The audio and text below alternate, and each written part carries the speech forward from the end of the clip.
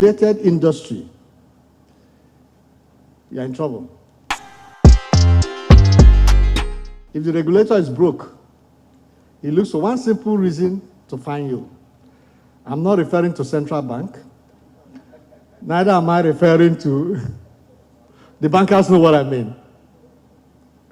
But the other thing that COVID has actually brought about is that we now have heightened expectation for societal engagement and corporate citizenship. COVID has demonstrated that business and society are two sides of the same coin. A few days ago, I posted in my LinkedIn page an interesting comment. I wanted to generate conversation. I said, businesses operating in Africa cannot think of long-term success if they don't address the challenges of poverty and marginalization arising from high unemployment, particularly among the youths. Yes, I've received over 1,000 comments.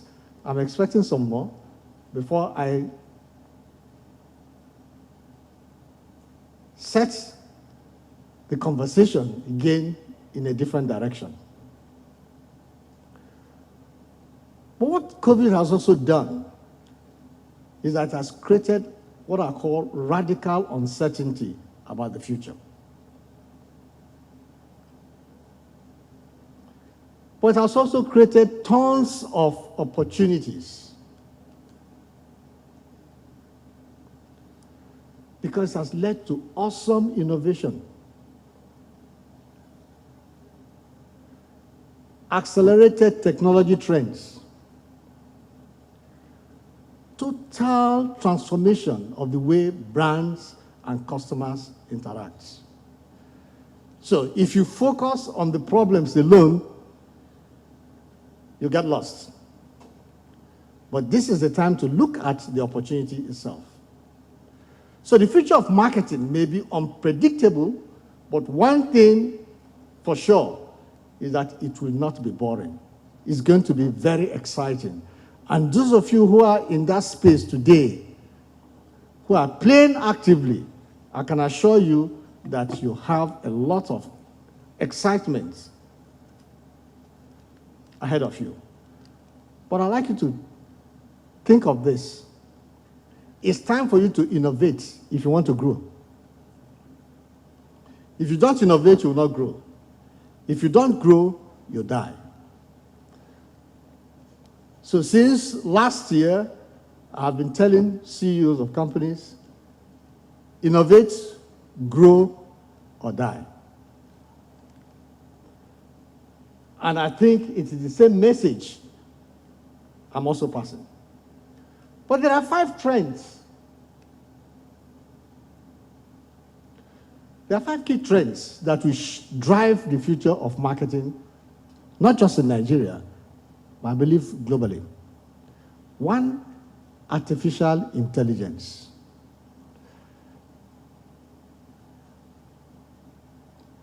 A young boy once mentioned, can intelligence be artificial? If it's artificial, then it's not real. So no, that's the language of techies. They use that word artificial intelligence to confuse us. But AI is going to shape marketing in the future. Because artificial intelligence will help us in automating decisions based on data collection, analysis, and additional observation of audience or economic trends that may influence marketing efforts. AI will definitely be used in marketing campaigns where speed is critical. The second trend, is the rise of voice marketing. So what is voice marketing? Companies are already using it. Voice marketing is a set of tactics and tools that businesses use to market their services and products across voice platform ecosystems. Sure, some of us have heard of Alexa, Google Assistant, but it's not limited to these platforms. More and more, see people enter the room, you mention your name, switch on the lights. The light comes on. Or switch on the TV. Or play my favorite music. The third is virtual reality. I can tell you, even in the academic world, you're already using virtual reality in certain aspects of academic work, such as team building, leadership. But virtual reality in marketing will help bridge the gap between experience and action.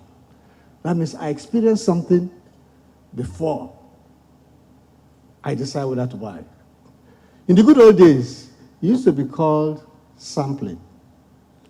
Give the consumer the thing free of charge. If he likes it and it's better than what he's used to, he'll buy. We can actually use virtual reality to create a digital experience that can be used to promote products and services instead of a physical one. We can actually use virtual reality called VR to showcase development as well as promote existing products. The fourth trend is data would drive key marketing decisions. It's no longer sitting in your offices and say, I think Nigerians will like this. And I'll explain in a minute why I think data is important. Data-driven marketing is the approach of optimizing brand communications based on customer information. That means customer intimacy will be important in the future. But how is that possible?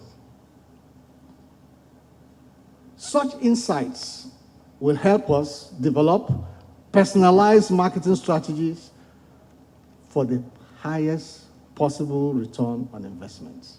So the future is actually one-on-one marketing.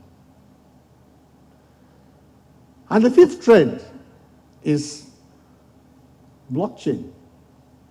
Again, I hope finance people will not think that is their own fault. That marketing people, we are going to explore the potential of blockchain.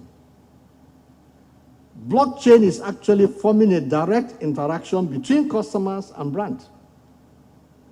Blockchain technology eliminates the middlemen using smart contracts instead of buying a burden to what are called the middleman, like Google, Facebook, and so on.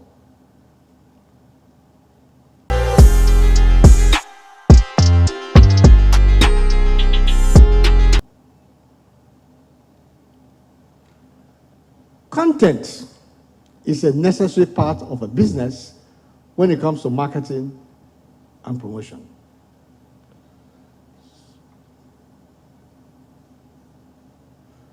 So I said one-on-one marketing. So the question is, who is that customer that I'll be dealing with in the future? Remember I said that customers grow the business. And accountants will not be happy when I tell them that cost cutting, cost management does not grow the business. It only stops the bleeding and probably creates profit for you in the short term. What grows the business is the customers who come. Today, customers and other stakeholders expect companies to do more than just offer products and services. And this trend will continue into the near future. Think of the people you interact with today. They are more sophisticated than the customers or consumers of 30 years ago. And they now expect us to lead with purpose. And what I mean by leading with purpose. They expect us not just to think of profit maximization, but to deeply embed social and environmental impact into whatever we do.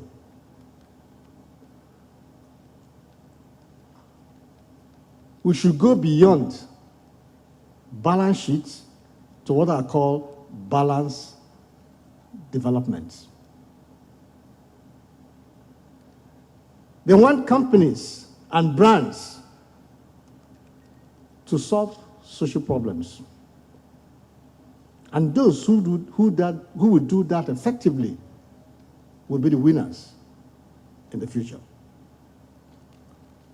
But we have an interesting set of consumers coming up and will challenge us. So the most exciting consumers today are the millennials. Do you have them here? How many of you identify yourself as millennials? I'm a baby boomer. So we're yesterday's news. Huh?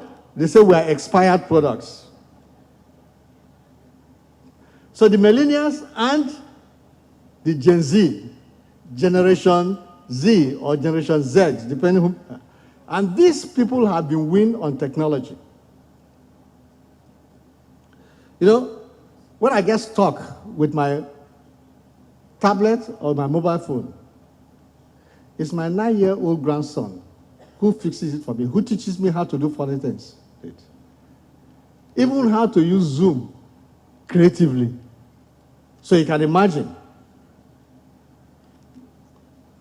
what they know, what they can find out, what drives them, and they hold the future. Amazingly, these people actually, these millennials and Gen Z, have what I call a rental culture. Ranging from renting homes, many of them are not interested in buying. Say, sorry, we're not going to tie down money on assets. To cars. They don't buy cars again, they rent them. With dealers. So they just agree to pay something every month. After 4 years, they go and say, okay, I trade in. Homes, cars, even furniture. Some are even renting clothes.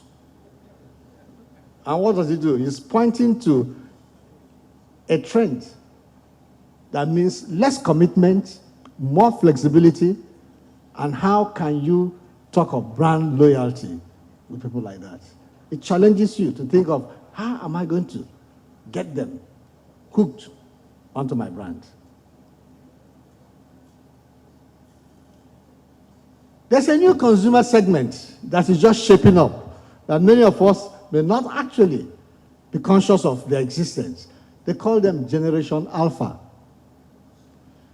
Gen Alpha. People born between 2010 and 2025. You say, we're not there yet. Remember, we're looking at the future. Huh? So if you're curious about the consumers of tomorrow, you should keep an eye on Generation Alpha. And what's peculiar about them? They'll be the most formally educated generation ever. The most technologically supplied generation ever. And globally, the wealthiest generation ever. They will inherit from their grandparents, from their parents.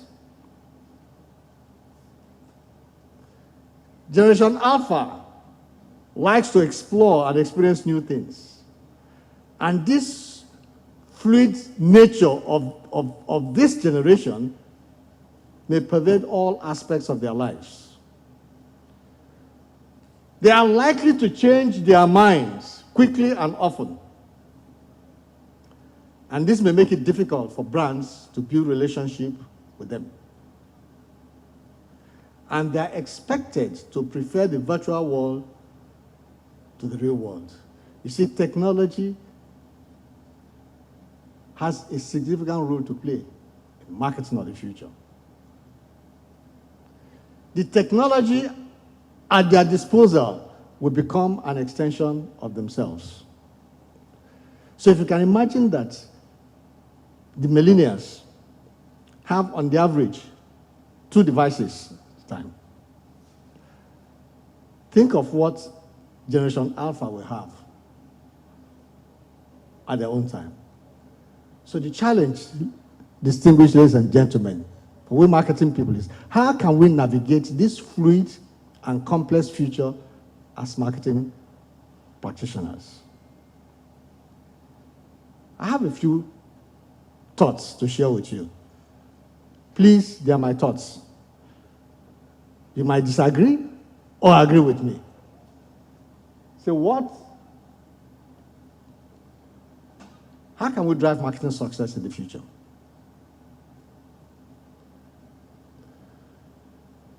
CEOs, whether you are a CEO today, you might be a CEO tomorrow, must take the lead in driving social and environmental change. Positioning themselves to build deeper bonds and expand their consumer base and enlist others to amplify their brand message. And that means leading with purpose. And when your company leads with purpose, you can create deeper emotional bonds with your consumers. The good news is that even the millennials, Gen Z, and Generation Alpha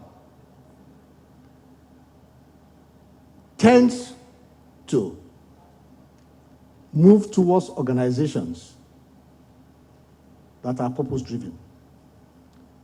And not just to work for them, but also to patronize their brands. So the key areas for success in marketing in the future are having brands that have purpose. Your ability to segment the market in such a way that you are still talking of one-to-one relationship. The way you communicate your value proposition and build that intimacy with the customers, and the way you collect and use data. These factors could drive our success in the future.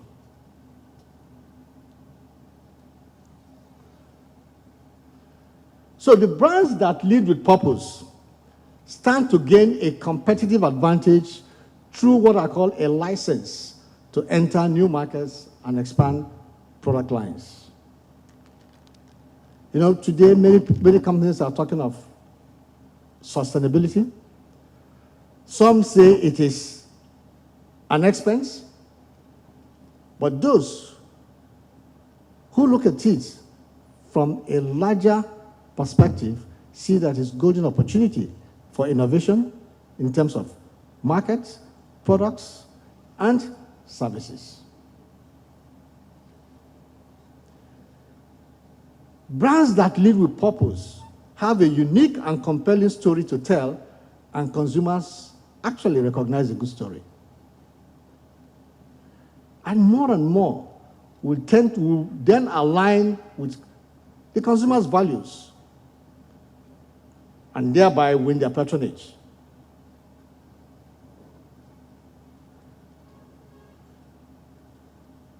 If we really want to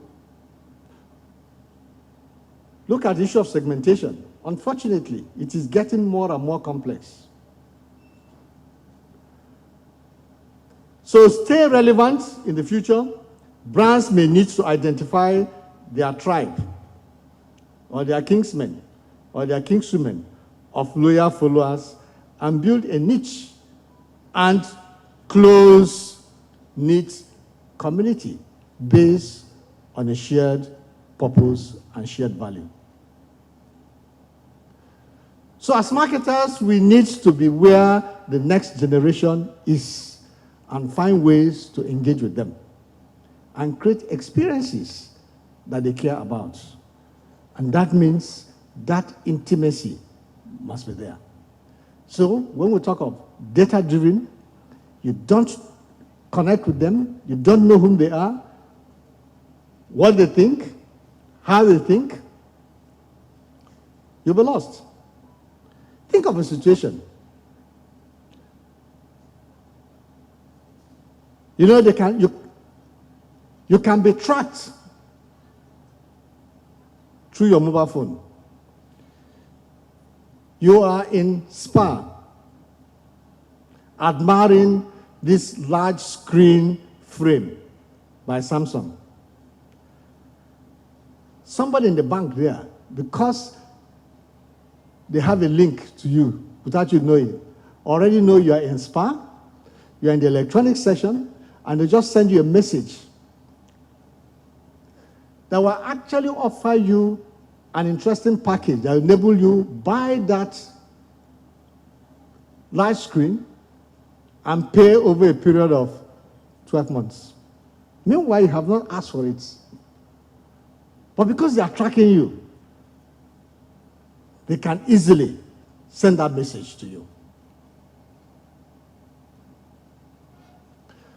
But interesting thing, and what I say also confusing, is that the same customer can buy a high-end product,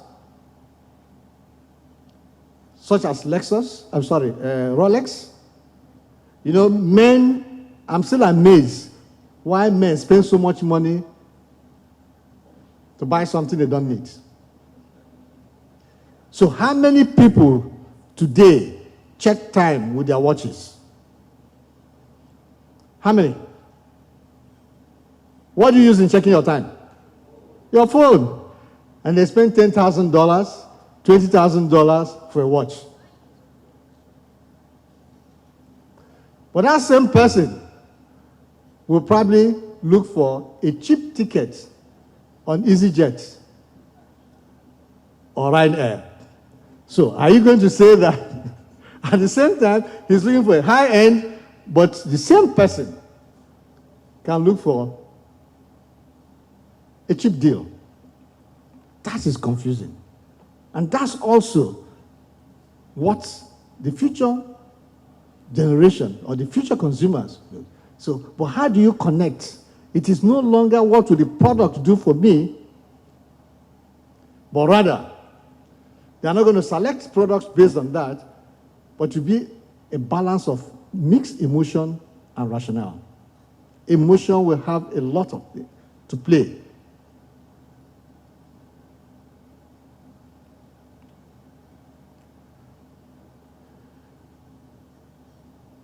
Another marketing factor for driving marketing success is the way we communicate. Today, consumers, more than ever, are looking online to find information about brands. You know the most successful doctor today in the world? Any idea? Google. It's Google. You don't feel comfortable, you go and Google it. You Google the symptoms, and they tell you something. Even before you see your doctor, you've Googled it, and when the doctor is telling you something, no, I don't believe, how about this drug? I think this drug will solve the problem better. So we're actually looking for information about brands we want to interact with. And we start with search engines. And these search engines will be more active, even more will emerge in the future. So brands that want to be most successful at getting new customers, we need to make sure people can find them on search engines. If you're not there, they think you don't exist. So we must find ways of communicating. Then, I talked of millennials having two devices. One of them is mobile phone. Generation Alpha will probably have 3 or 4 devices, but one of them was a mobile phone. So you find that the customer of the future would tie his life or her life around the mobile phone. How do we get across? So innovation in advertising will be critical for success. Advertising people say that content is king. But because of the mobile phone, video is going to be the crown. Even our mobile phone providers, MTN, Airtel, they are all looking for license that enable them stream videos.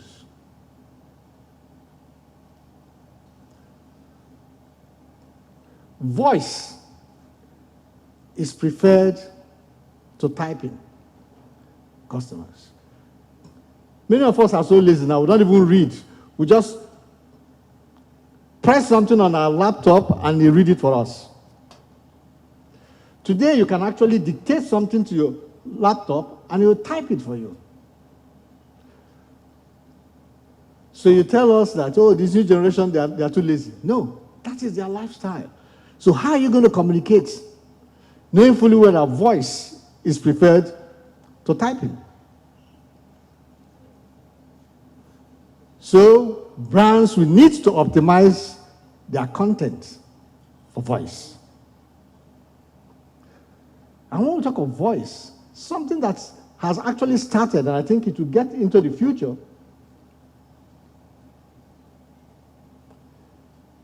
is storytelling. We all love nice stories.